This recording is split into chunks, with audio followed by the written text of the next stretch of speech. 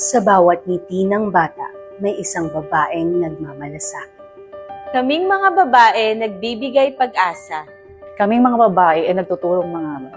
Kaming mga babae ang unang naniniwala sa kakayahan ng mga bata. Kaming mga babae ay patuloy na lumalaban.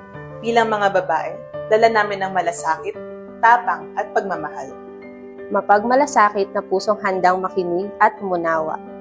Matatag na loob na hindi natitinag ng pagsubok.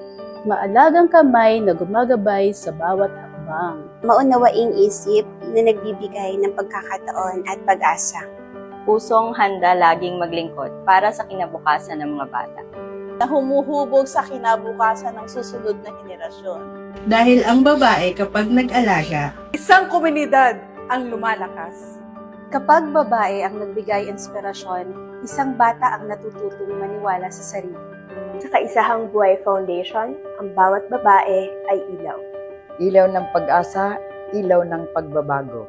Ngayong International Women's Month, ipinagdiriwang natin ang lakas, puso at dedikasyon ng mga kababaihan ng Kaisahang Buhay Foundation at kapwa naming kababaihan dito sa ating bansa at sa buong mundo.